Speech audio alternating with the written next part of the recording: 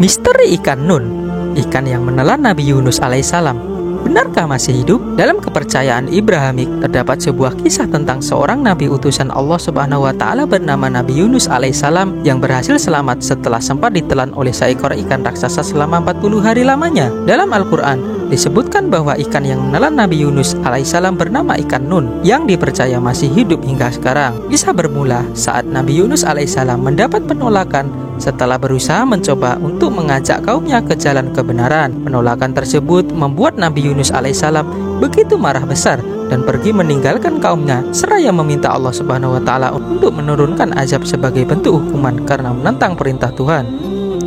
Nabi Yunus alaihissalam terus berjalan dan ikut pada sebuah kapal untuk menyeberangi lautan. Sayangnya cuaca buruk dan kapal yang melebihi kapasitas memaksa awak kapal harus membuang satu orang ke tengah lautan. Berkali-kali diundi, nama Nabi Yunus alaihissalam terpilih menjadi orang yang dibuang dari kapal. Akhirnya Nabi Yunus melompat dari kapal dan langsung ditelan oleh ikan Nun. Mukjizat dari Allah Subhanahu wa taala yang menguasai semesta alam.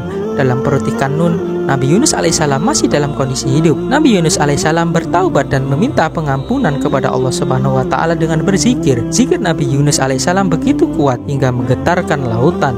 Setelah 40 hari lamanya di dalam perut ikan Nun, Nabi Yunus dimuntahkan ke sebuah pulau sebelum dan ikan Nun kembali ke lautan. Apakah ikan Nun masih hidup? Dari sekian banyak cerita tentang kisah Nabi Yunus alaihissalam, sebagian besar menyebutkan bahwa ikan Nun memiliki fisik yang sangat besar. Saking besarnya bahkan dapat menelan apapun, termasuk kapal-kapal yang berlayar di lautan. Ikan Nun sendiri belum pernah terdefinisi perihal jenisnya. Banyak yang berargumen bahwa ikan Nun adalah sejenis paus karena memang makhluk air terbesar di bumi adalah paus.